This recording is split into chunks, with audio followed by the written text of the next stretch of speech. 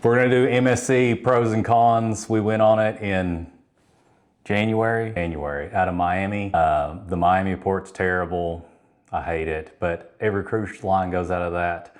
It is not fun to go there, but we got an Uber. He dropped us off, and we will start with, you wanna start with the pros? Yeah. We'll start with the pros. Okay, one of the big pros is the boarding process on MSC. We were able to pull out our Boarding passes, and they did a Face ID, I believe twice, and we walked right onto the ship. From the time that we were dropped off from the Uber to actually being on the ship was probably 15 minutes. It was the fastest boarding process I'd ever been on. Yeah, and that's right out of Miami, and that's on the World America.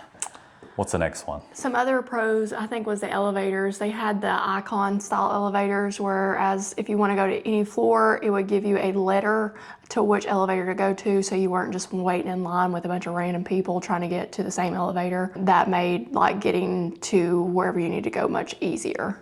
Yeah, you just literally, say you were going to go to the 18th floor, you hit the 18th on the screen, like it's almost like an iPad screen, and then it'll tell you which elevator to go to. And then if anybody else was going there, you go there. So you wouldn't be piling up in a bunch of elevators. Yeah, it was really neat. What's the next thing? Let's talk about their food. So I have been on Carnival, Celebrity, Royal, Virgin, and now MSC. And I'll say I was pretty impressed with MSC's food, just like their buffet style food I thought was pretty good. They have, in my opinion, the best pizza because they are European, and ice cream on board. Then they also had really good fried chicken, which is not European or Italian, but it's really good, and I liked it a lot. And then the other pro, I think, was us being able to use one key card to go up and order drinks, so I didn't have to like shuffle and find my key card to give to Tony. He could just use his, and he could go order 2 drinks. So that was really nice, because on Royal, you always have to use 2 key cards to get 2 drinks. Alcoholic beverages. Yeah, and it's really annoying. They're like, do you have the other card? Be like, no, she's over there. That's how it works. I think this is a very kid-friendly cruise line. I didn't think it was like a rowdy crowd that you would see on some of the other ones, like maybe Carnival. I think, you know, it was more of like calm, and people were just like kind of keeping to themselves. It wasn't people punching, and no fights were broken out on this cruise, which was nice. That we seen. That we witnessed. And it's cheaper. It's like Carnival level cheaper, I feel like. Yeah, it's more of a budget cruise. Yeah, but you still get a lot for what you get with it. It's definitely cheaper than, say, Princess, Celebrity, and Royal Caribbean. I think it's even cheaper than Norwegian. So they're trying to make themselves way up there. Like MSC was like down here, now they're slowly climbing their way up. But I will say that the nice thing about MSC too is in their room, there's like these 2 switch buttons, and one of them is used to, like, if you need your room taken care of, you can just click that and go leave your room. It's nice. Yeah. So you don't have the magnets. Those were annoying. Yeah, you put on your door, you just hit a button on there. The only other one that does that is like Virgin. They have the cleaning. Like, hey, I need my room clean. You hit a button. This one has 2 buttons. You can have do not disturb and the, oh, we're not in here, can you clean our room scenario. And the only thing I don't like in the room is that I don't like having to put my key card in the thing to turn the light on. Now, granted, you could probably put any key card in there, but it's still annoying because sometimes I forget it, especially if you have yours, and then I just forget mine. And that's how you turn the light on. And then it gives you like a 30-second thing, like once you take it out, and then the lights will turn off on you. Next thing is, I mean, the pools are really nice out there. They have one big pool, and then they have like a warm pool, and then of course they have the Zen bar pool back there. So there's multiple pools. I mean, it's not like Icon of the Seas or Wonder of the Seas, like you have like 4 different pools in like one little space to go around, but they still have quite a few pools. And then like Mardi Gras has that one weird pool like on a different deck. That'd be nice to have on this one too. One of the other nice things is, like, when you get on board, you know, of course your rooms typically aren't ready when you first get on board, especially if you have like an early boarding, like, you know, 12 or something. Usually the rooms open up between 1 and 2. But the nice thing about MSC, at least this one we went on, you walked to your room, the doors were open to be able to get your key card so you could get drinks or whatever, and you could at least put your stuff in there. Now, they weren't ready for you to, like, you know, take a nap or, you know, unpack, but you could at least put your stuff in there. So if you were carrying bags or anything on board, you could at least put it in your room, which was nice. Yeah, because then I wouldn't have to haul all my shit everywhere. I still did though for a little bit because we forgot to just go there because everybody else like they got their key cards and I was still using my phone to use like the little QR code to scan whatever.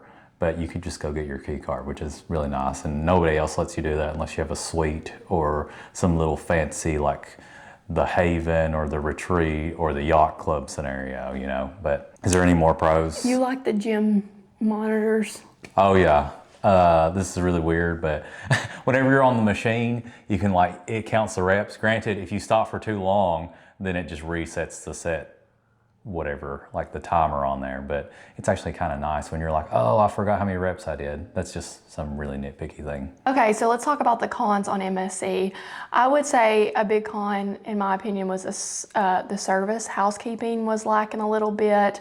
And then just like overall service in general. It's terrible. People were, I mean, they were nice, but they weren't like over the top friendly. They weren't like waiting on you at hand and foot like some of the other cruise lines that we've been on. And we're not Gucci by any means, but we will say like if we're spending money, especially on gratuities and like, you know, to cruise, we expect like a pretty decent level of service, and I just didn't feel like that was the case here with MSC. I mean, the first time we went into the pub, there's like maybe 3 people in there. On a Royal ship or any other ship, you know, you have like 2 or 3 bartenders, then you have like 2 service people. There was actually a service person in there, but they weren't taking any drinks. And then I went up to the bar myself, and it took forever to get a drink, and there was only like 2 people in there. I mean, every bar besides like pool bars had 1 bartender, and he was just getting overwhelmed. They just don't have enough people to service what they're trying to do. They try to do their best, but you can only do so many things with 1 person. Yeah, it felt a little bit like the staff maybe were understaffed and overworked, just from what we experienced on the ship. And we're not saying that it was the worst service we've ever had, but it definitely wasn't the greatest service. It was the worst service I've ever had. Okay. It really was. I mean, if you were lucky if someone would come get a pool, like if you're near the pool, someone would actually come get your drink. There'd be like maybe 1 guy. We never got anybody to get our drinks at the pool. Well, I just physically went and got them myself because it was a lot easier. It was the worst service I've ever had. Okay, I would agree to that. Maybe it was the worst service. I don't care what you say. It's the worst service I've ever had. You could fight me over it. Okay, the plugins. Oh, yeah, the plugins. So Y'all. This is probably just because I'm retarded. Now, they have European plugins, they have it's basically universal. And granted, you can get it like an adapter or whatever, but you know, you should be able to just plug it in, call it a day. But on our room, it might just be our room. Literally was trying to plug in our normal American plugs in there, and it just wouldn't go in there. And I'm like, well, you know, normally you wouldn't just jiggle your outlet or whatever and try to plug something in because you probably get electrocuted. So I was like, these don't work, there's no way. And then we called our housekeeping lady. She came in there and just swiggled it in there, just jammed it in there. And I was like, oh, okay. So that's what you gotta do. That's kind of annoying. And then one of the USB plugs didn't work, especially on my side. But you think for a flagship ship that everything would be like smooth and greased over and go in very easily, but it didn't.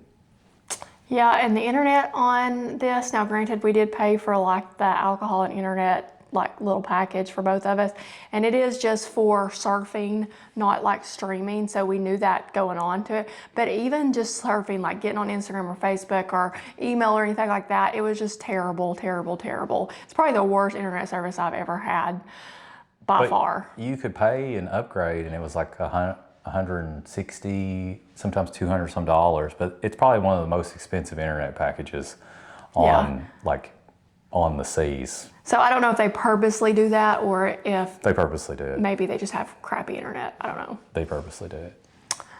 What's next? Specialty dining. Oh, specialty dining. So I was kind of excited because it was kind of cheaper because three nights was what, $22. $122. It'll probably vary, but it wasn't as expensive as like a Royal one. But we didn't like Butcher's Cut. I'll do a whole thing over that. And then we liked teppanyaki, hibachi. That was good. Italy was good too, but it's just not on the level, the quality of like Royal, Celebrity, Hell, even Carnivals, Mardi Gras, I feel like had better restaurants that weren't even included in there, or was included, and it just was kind of sad. You think a steakhouse would be really good, but meh. Yeah, kind of disappointed in the Better off going to the specialty buffet. dining. Just go to the buffet. Yeah, of course. And then back to the service part, like the wait on the drinks, like it wasn't because of the people were not working hard. They were. It's just there was maybe 1 to 2 bartenders at like the pool decks on a sea day, which is just not ideal whenever you've got, I don't know, 3,000-4,000 people on board. It's just really hard to service that many people that are ordering specialty cocktails and whatever the case may be. It was just terrible. Yeah. Waiting 15-20 minutes for a drink. You literally, I mean, even if you had the best server or the best bartender, it would be like running a grocery store with one person. Yeah. It doesn't work. Like you're gonna have to have a lot of people. It doesn't matter. They need more staff is my opinion. Even the people after COVID that were understaffed on Carnival, on Royal, they still did a better job because they had more people. It's just more manpower. That's ultimately what it boils down to. And then the hot tubs, they closed kind of early, like 9:30. They were putting the nets on them. And I know this is maybe like not a big deal to some people, but it is for us because after dinner at like 7 or 8, we want to go get in the hot tub and kind of relax before we go to bed. And like we didn't really have the time to do it. So I guess if you eat dinner at 5:30, it's not an issue, but for us, and we didn't go to an main issue. dining because it was at 9:30 and we couldn't make it that far. Yeah. We ate 3 dinners beforehand. So. Well, someone did, and some ice cream. So final thoughts on MSC World America, I would give it probably a 6 out of 10. Some of the pros, like I said, was the boarding process, and then like it being kid friendly, the room key that you were able to go and just grab it at your room and take your stuff in, are probably the big things is the boarding process. And then pizza and ice cream was phenomenal. Like I can't stress that enough. I loved it. The cons I feel like still kind of outweigh the pros in my opinion, because the service is a big deal whenever you're paying for gratuities and you're paying for like a week-long vacation. I feel like your service should be top notch. And we're not talking like yacht club or suite. We've never did either one of those, but it's just the idea of like just being consistent. No one even asked me if I wanted a drink. He's not about the Nobody. drinks. The only person that asked me was you. But I would probably I'd probably still give it a 7 out of 10 though, because I can service myself for the most part. I mean, I would have poured my own drinks if they let me. I mean, that's not a problem. I did like the food. I did like the boarding process. I did like the elevators. I like the ship in itself. It's a beautiful ship. You didn't like it as much. She didn't like the dark colors. She likes the bright, airy colors, but I like the modern kind of look. And the cons, I mean, of course, the service, that's just because they didn't have enough manpower. That's my only huge complaint probably, especially Dinah's just being kind of Gucci and it wasn't the best, but we're used to eating like 10 dinners, so we could always go to the buffet and that's not too bad. And the hot tubs, yeah, that's kind of nitpicky, but we like that. But if I had to rank them from like worst to best cruise line, I'd probably still put like Carnival, MSC, but down here. It's literally a tie at the bottom here. And then I'd probably put Royal here. And then I'd probably put Celebrity way up here. Virgin is kind of like in this nether realm of like in between Royal, Carnival, and MSC here somewhere. But those 3 down here, Royal in the middle, and then Celebrity up here. And then we'll try to go on another cruise line and see how that goes. Yeah. So like, comment, subscribe. What else? Anything else? And we'll go over specialty dining in another video. Yeah! And service sucks.